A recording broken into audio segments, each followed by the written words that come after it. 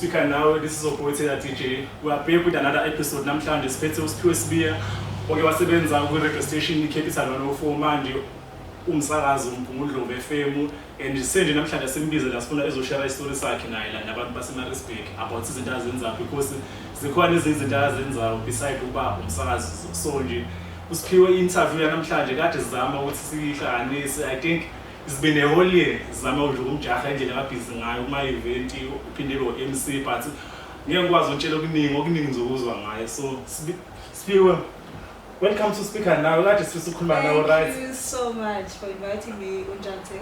Ngiyaphila.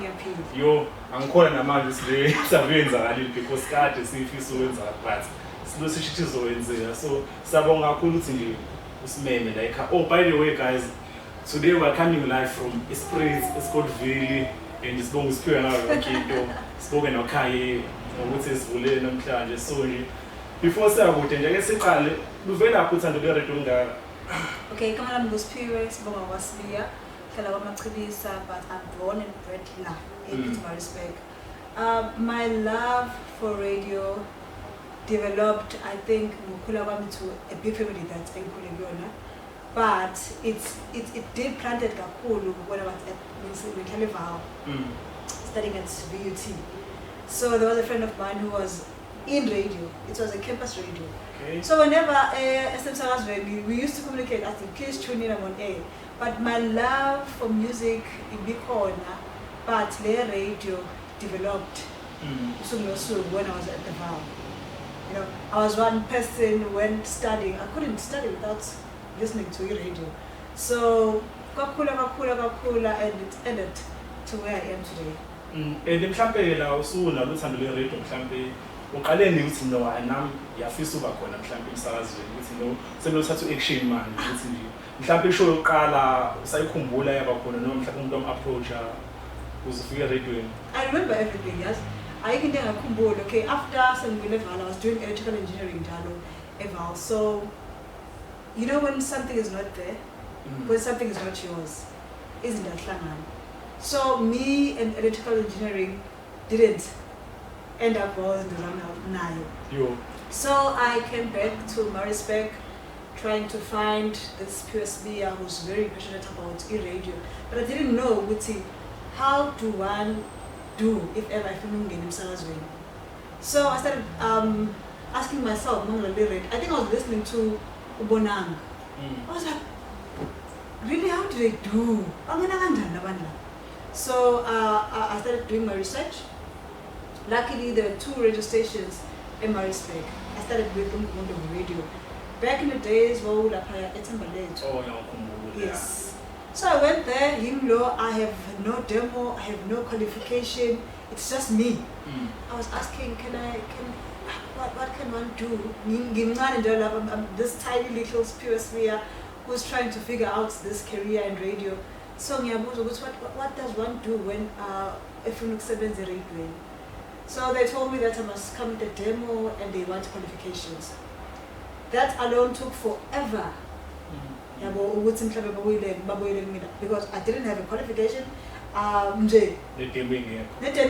in mind, I left electrical engineering, so in the demo, I'm asking myself, what demos are this one? You know. But I went to Capital Radio. Went to Capital Radio and I started as a producer. I love producing. I love being behind the scenes. I love, as much as I am now fully umsakazi, but behind the scenes when it comes to preparations for the show, when it comes to compiling, when it comes to anything that has to do with production. I'm very good in that department. So I started as a producer for Kitty's show. It was a show, but it was a teen stuff. Teenagers. So that's where everything started. And mina for abantu abasibukele ekhaya, I think experience emoqala ukuzwa ngebrand kaSibiya. I was listening to a sports show. Capital 104. So kwakukhona a sports show. I think uSpelo was involved Sibiya and so mina ukwazi kwami nje ngiwazi umuntu othanda sports and cabanga yona fisa The first time I was no, so oh this kid I think interview oyenza it was about say Herikwana, I think recorder Steve Compella was a coach Pietermaritzburg. So first time SimpleSphiwe, it's okay. But mase ngimlandela ukuthi okay uSphiwe kahle nalo muntu wesports akeke kophat because uthanda radio so yona into yangithusa kakhulu because ngangitshe uSphiwe nje umsakazi wesports ngoba ngaqala ukuzwa lawo. Let me tell you about that. So umphathi wami back then was Jerry Jones. So kuleyo show le yabantwana that I was doing Saturdays and Sundays. So kwenzeka ukuthi someone was not in, so I had to ngingene to that show of our teenagers, and Jerry was listening. So he loved my voice. I was like, no more, you're a producer. You are now going to be umsakazi. Then he tried to open space for me to radio presenters. Here I am in January when I was also in sports. I was like, sports? I don't know anything about sports. Trust me, I had to learn from scratch. I would see goalkeeper wenzani, how many players who is captain, who is coach, everything. So I think ngafakwa with sports, but Jerry Jones was like, you're gonna be fine. I do see you being a big TV presenter at like Keron Manana. Picture yourself in that department. I was like, no, you're not talking to me. But you know, that's how engangena khona in doing sports and presenting. Bearing in mind, I was also producing that show of esports, having to go to stadiums, having to go to players and have an interview or interact with them. So yeah, but it was a quite nice journey that I enjoyed. So mina as umuntu mla uthanda radio baningi abantu abasemakhaya bathanda ama radio mhlawumbe ngokubona wakho uthando le radio la mhlawumbe uthanda radio kubaleka ngani ngithi mhlawumbe uze uthathe no ngesikoleni uyifundile radio or noma mina nginetalent ngizovile ngihambe ngilapha kuMgungundlovu FM obviously nevoice bazongithatha mhlawumbe ungaqaqisa nje lapho kubaleka ngani ukuthi wazi background radio before ube phakathi radio. It depends, eh? Some of us do love ukufunda, some of us don't like ukufunda. So I had to become with a family that love ukufunda, and with the qualification, I think that's where indaba yakho ithathwa serious. So from my siblings to me being a last one, pressure is always there. So I needed to back up my career with a qualification. And I then started to funda. Bearing in mind, I was studying and working, so I had to make sure that I mastered the two. I mastered the two, and Mukamba Wamikibisa radio, that's when I was like, let me just go and study. I went there, my phone, I did radio production.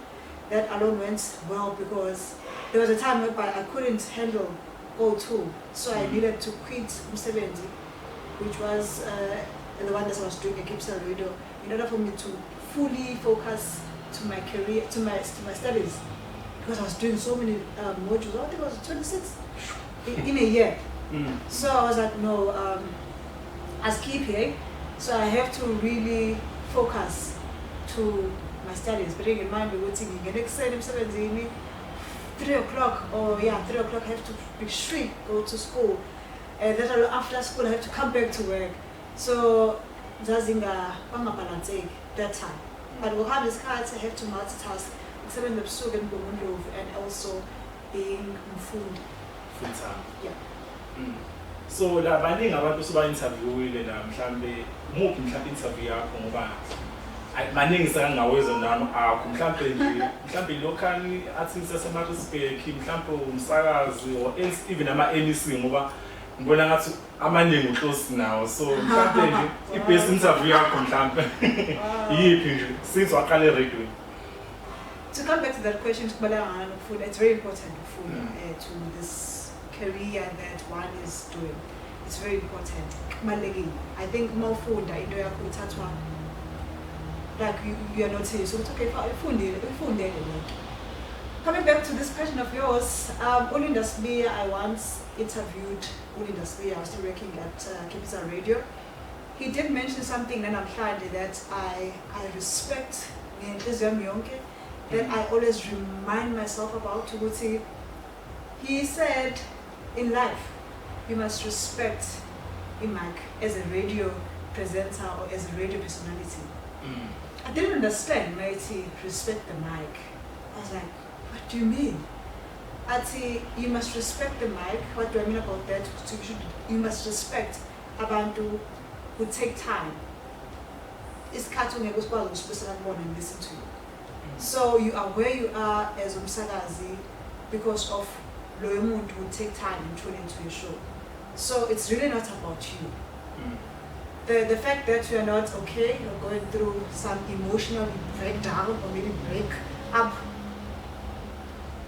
behind the mic, it's not about you. You must just forget about yourself and focus in entertaining, educating, and informing the listener.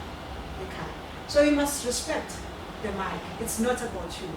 Bearing in mind, he or she is the one opens to be the person that you are. I said, okay, thank you, Mr. Magic. And there was one interview, like what people in this one, but since how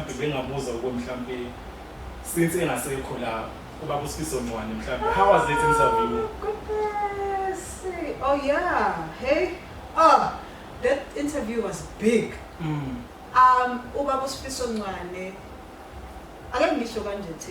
In most of our interviews,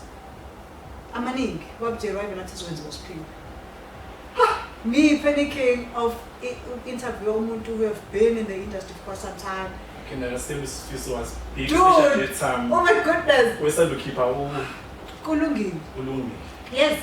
So, Sibiya, when it comes to me, why? You know, I didn't understand, but Jerry Jones had a plan. He saw something that I was not aware of. So I had to make my research. I had to do my research and really research what have we done and what is wenzani manje. All those things. It was their interview. I think Amanda studio. Even outside the studio, because SimpleSphiwe so have that thing for umuntu.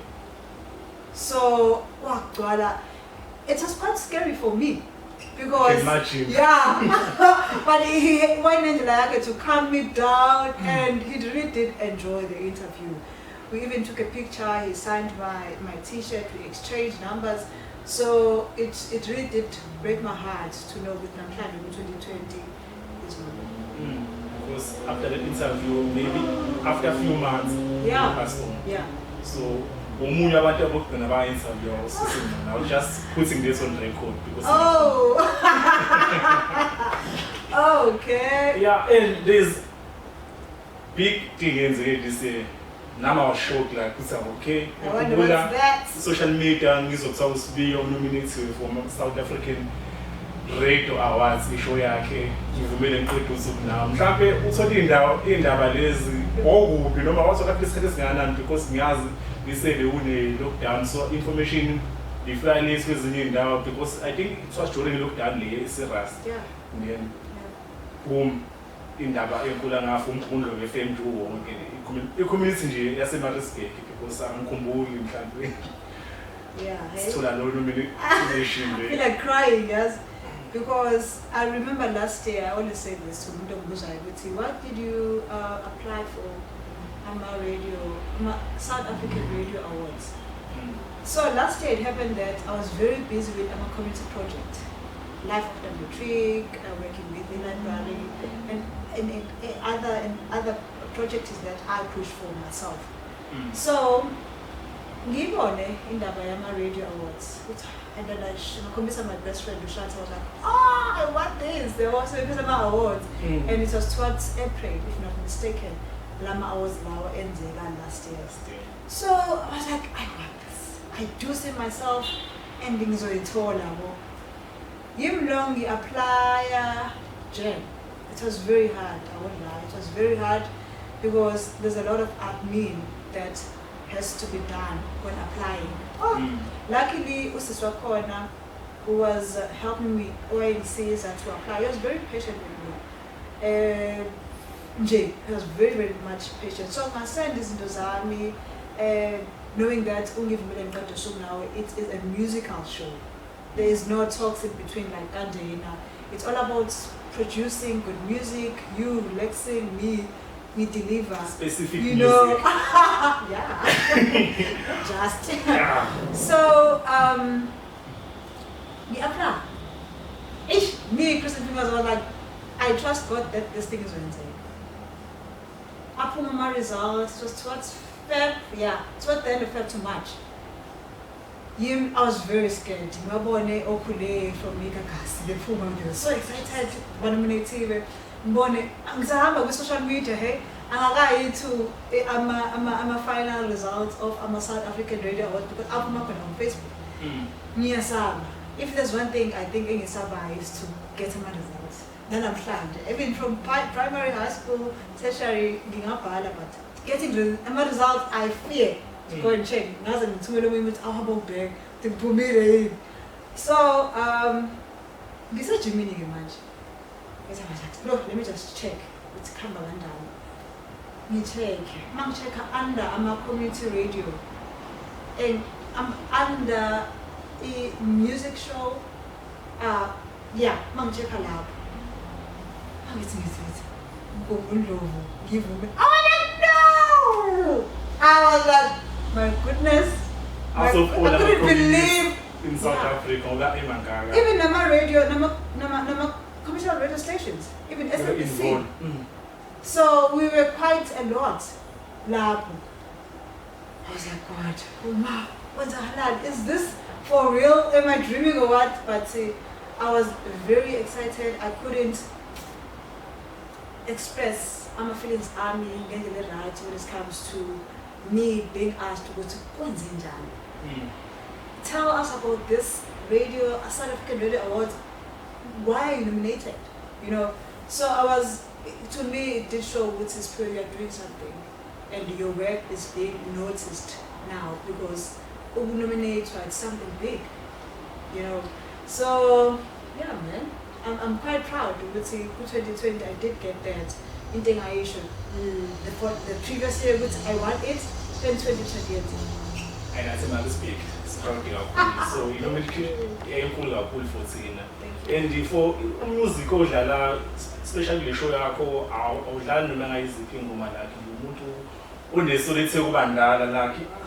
understand wabantu abadala noma lakho isoulful afropop mhlawumbe uthando lawo mhlawumbe ufike khona radio mhlawumbe suggest no le show yakho produce music nje o mhlawumbe nawo vele umuntu uthanda vele umusic usuku ngalendlela ngoba even ama event obamsibo MC amaningi singawa notice ukuthi is either gospel or jazz or afropop angaze nje ukubone kulezi zinto funky which leads me to another occasion mhlawumbe uSiphiwe mhlawumbe sesikhuluma ngoSiphiwe as a brand mhlawumbe mase kuthiwa mhlawumbe siya branch out eMaritzburg ubona mhlawumbe esaza mukho umsakazo mhlawumbe noma luphi uhlobo labashow because siyazi kunama shows angena ekseni mhlawumbe ma breakfast la ku mention ukhule there is a breakfast show gagas ehluke kakhulu but then there's 9 to 12 ukhulane mabube nozisto abashaya into ehlukene and ukhule come from a different radio background but so mhlawumbe wena uSiphiwe singambona mhlawumbe vuma gagasi cause it's in direction noma nje labo sikhalanga ngafike ngifitha ngiyazi phela base khambi offer ngisho ukuthi uphuma obvious I can't just say I don't want to mention a radio station because I'll be like whoever is watching will like oh really Soul and R&B, it's something in Kule Milalela on a serious note. From a big family that's in Kumagiona, Sundays we listening to a certain radio station that plays certain music. I can't mention what's in the radio station because someone is watching. But I think Yakula Indo and coming back to your question, that big radio station, of course. There's a radio station that mina engizoadd more value to it. I-radio station ezongibona ngi-useful. And be proud to have me with production or with team at the radio station. There's so many that I love, I can't mention, but yeah. Khona leyo. Yeah. Khona nazi. Mhlambe la basazi mhlambe usuqala ukuba nothando lweredio mhlambe umuphi mhlambe noma nakumanje umsazi lo yedwa nje kulaba abacommercial ukuthi obukela kuyena just ukuthi radio yakhe beside music into ukuthi asifanibani ngiyasizathi yashaya umvumayo nje because abantu abaningi manje bakhala bathi no radio banimani ilekha abantu ama-radio DJs awafuna ukukhuluma kakhulu adlale ngoma eningi nje abantu banama-social media uyazikhulula kanje uswisha off radio bezokudlela ngoma mhlawumbe for 30 minutes ube nefoni yakho so umuphi lo msakazi sikhuluma nge-content ke nje. I'm one person who really love information, and from a presenter, if ever you are behind the mic, it's always nice to laugh at whatever that presenter is saying or it. So I enjoy when I'm listening to Ozawet Awasebenza. So I love Ubamba Johnson. I don't know whether you know Ubamba Johnson. Okay. It's okay. It's okay. Ubamba Johnson worked for Radio 2000. Okay. I also do love Umashabela. Okay. Yes, I also do love Umgungundlovu. There's so many that I can mention manje. But kubona naguye, there is something that I always pick up. I always pick up something. And umuntu khule ngempela elalela Etizondi. Even today Etizondi is celebrated because of Imak Aishiya, the radio station at the Sebenzela. Even today, 2020, we're still celebrating Etizondi, more June. So baningi, and I'm proud ukuthi ngawazi ukuthi ngilalele. Then I did pick up something with it. Really, radio is not about you, Siphiwe. It's really not about me. I mean, I forget myself when I'm behind the mic. I forget everything that is maybe stressing me or maybe going on in my life. It's customer lady. Then I have to pass on the message. So I really do see what it's not about you, but it's about the listener. And there's uthando la eliqhamuka kubantu la Siphiwe ubizwa ngo-radio always darling emaphepheni lakhe interaction yakho nabantu even ama-callers akho leza abohlahla mhlezi ngizwe nje lathi ishow yakho uma ukhona ama-callers mhlawumbe uyibhidle kanjani le ndlela nje onawo nama-callers akho especially ama-listeners akho there is that thing even emaphepheni mhlezi nje ubone nje ubhalwe ngamagama la radio darling WhatsApp bahle zokuteketisa lakhe angazi ukuthi ikhandeke kanjani lento because ngiyakhumbula usenza isuma sakhe there was a feature lapha always ke I think was something ehlanganisa taxi driver ngathi it was a taxi hour something uyakhona ebantwini then bekhonze imkhonze mhlawumbe ukhanda kanjani lo something enjalo mhlawumbe ukhanda nje lakhe i-fan base yakho i-strong ngalendlela ngoba nje ngathi abantu ngathi niyazana nonke kakhe Siphiwe asimazi sihlezi selebhasa amabhidi ku-Facebook ngathi wazi umuntu ebalisiwe. I think it goes back to indlela engikhombise ngayo of valuing umuntu as a person. I'm one person who make sure that if ever you are in my life, I make sure that you are born and you feel ukubaluleka kwakho. There's so many. You did say it's maningi, but umuntu ngabantu. So I can't build this SimpleSphiwe brand without you. So kubuyela back ekutheni I thank God for being raised the way engikhuliswe ngayo abazali bami together with bonke ama-family members enginawo ekhaya noma lo family asiliya. But what I want to say ukuthi it goes back to me valuing when as a person. There is no person, akekho umuntu obaluleke kakhulu nomunye when it comes to me behind the mic or mhlawumbe amongst a crowd. Ngiphakathi kwabantu, but I always try by all means to value each and every person equally. And there's something like behind the scenes, abantu abaningi abakubona ungekho eradweni. There's i-projects lokhu sebenza kuyona Siphiwe Sibiya community projects. Mhlawumbe ngabachazela mhlawumbe abantu nabafuna mhlawumbe ukuxhasa or ukudonate. Iqale nini imayelana nani mhlawumbe ngoba sibaningi nje asikabi na information but silo sabona nani ukuthi mhlawumbe khuluma ngani. The Siphiwe Sibiya development, community development, it is something that was instilled in my heart. When was it? Mother's Day. I think Mrs. Katz, we sometimes forget that there are people who do not have nothing.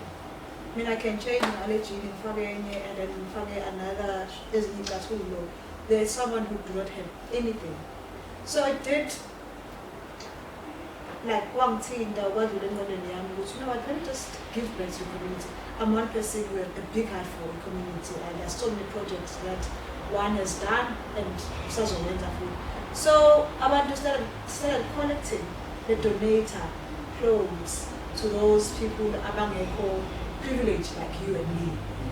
That project alone, it was a success. I couldn't believe what's ikarala sekaya. It's actually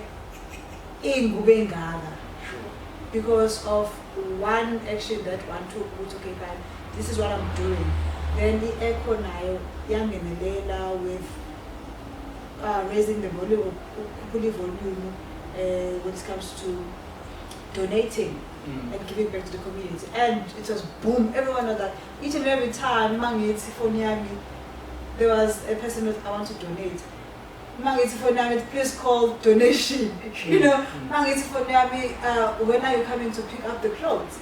So due to lockdown, most of the plans of me donating the clothes because I think towards July, it's whereby everything was like corona.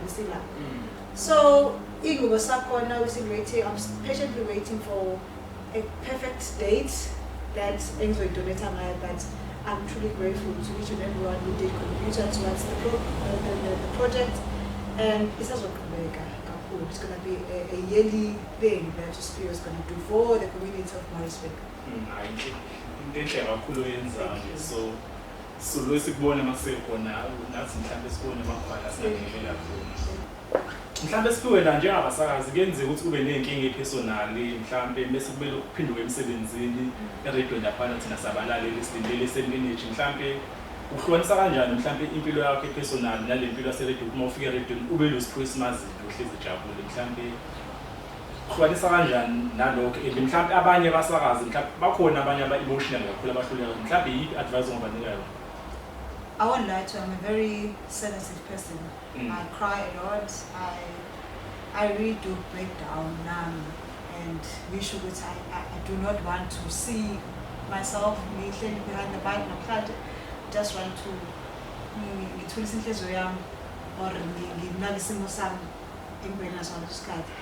so it's very hard to pretend as if everything is fine, knowing exactly everything is not fine.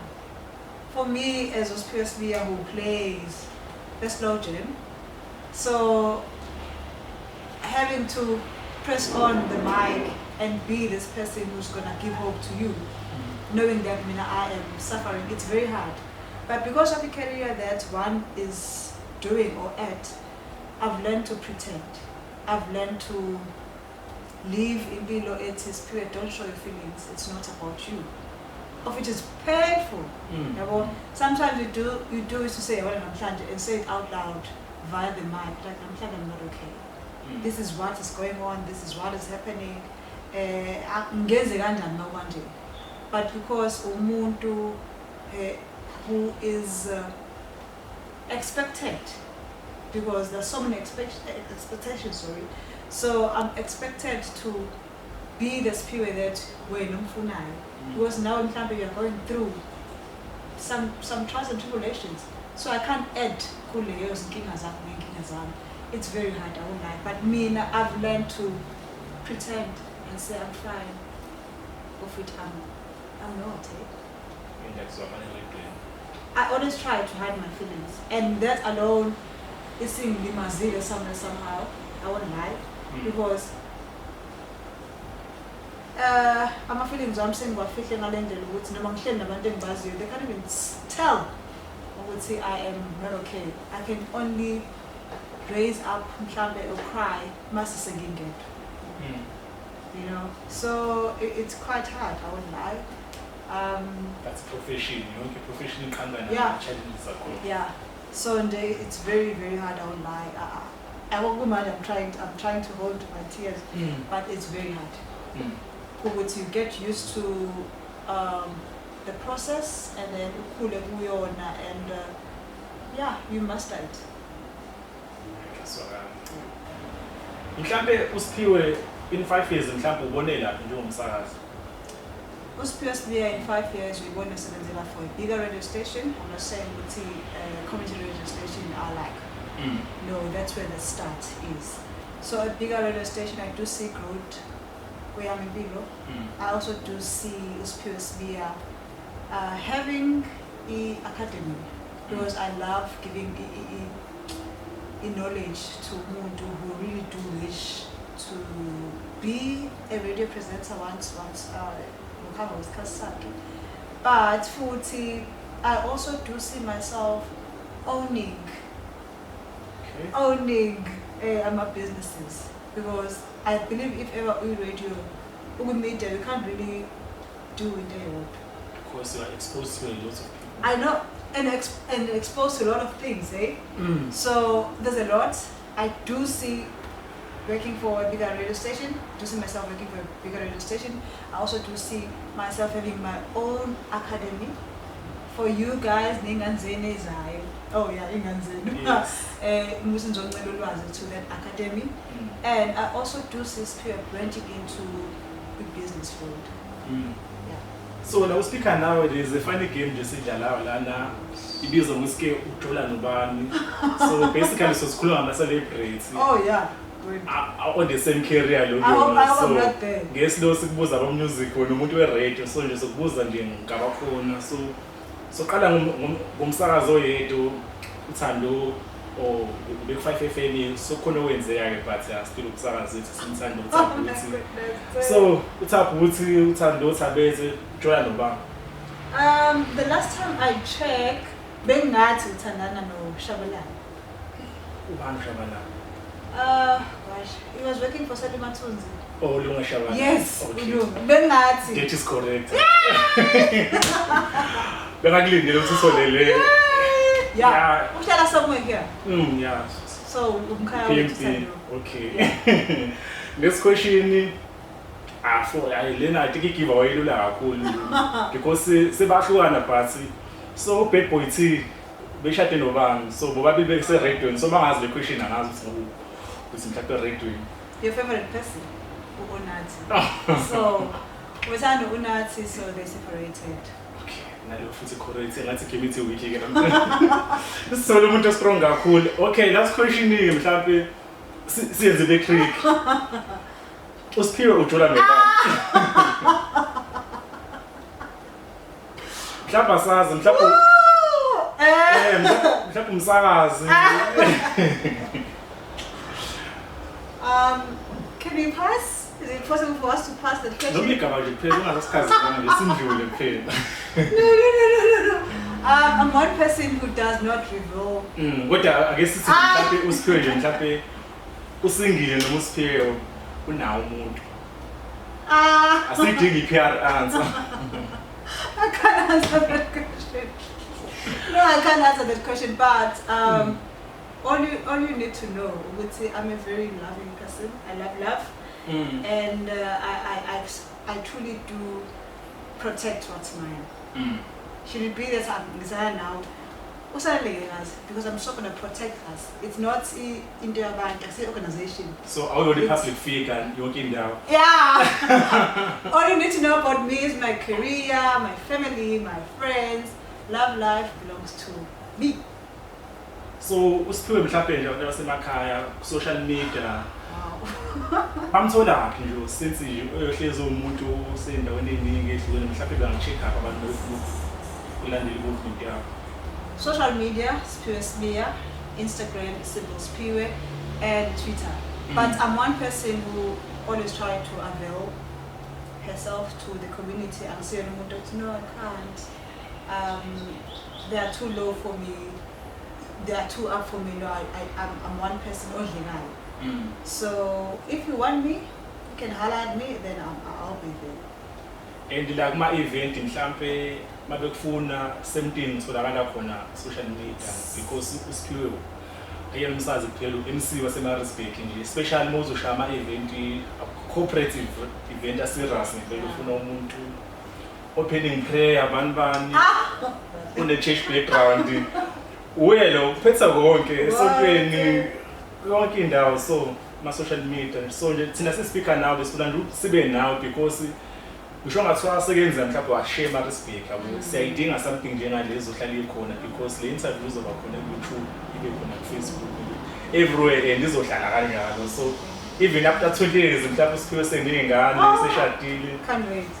Yobe sayibuka le interview ikhona because sizama ukhanda iprofile la and sayibona ukuthi ke iradio yakho iyakhula ngempela so bese speaker nawe nje sakusalutha and uqhubeke njalo uthanda abantu uSiphiwe uzwana nawo wonke umuntu uthanda bonke abantu abasazi abaningi eradioini lana kuba nzima ukuthi ke uzama ukukhuluma especially mawuthi upcoming artist upcoming artist ahlezi hambe viva abasakazi everywhere nase town party sometimes nami understand as umuntu waba ku radio before ukuthi sometimes mhlawumbe uthola umuntu uthi awukho right plus na idemo ingoma yami ngadlala party wena you are always available to share information uyonke ebalekile because na community radio station yomphakathi so sabonga nje uqhubeka ungashintshi noma so commercial nje uloku uqhubeke nje uvule njalo iminyango kanje so sispeaker now uSiphiwe sabonga kakhulu interview namhlanje. Thank you so much. Thank you so much to Speaker Nawe. It is a privilege for me to be here in Nani and kuyiphupho elisetshenzekile towards my 2020 bucket list wishes to open up and share my journey and show my highs and lows, even though I didn't say them all. But I think it's enough for today. Ngiyabonga kakhulu for your time. Thank you so much to Gas Esprit, to Kaye, and everyone who made this day possible. But my advice to someone who wishes to be a radio presenter one day is, it's always important to follow your heart. Do what you love and love what you do. I think that's alone in the answers each and every day. Even though when I feel like, I don't feel like Puma or I'm not in a good space, but because when you love something, you don't have to work even a day. You just do. So thank you. May you continue and shine wherever you are.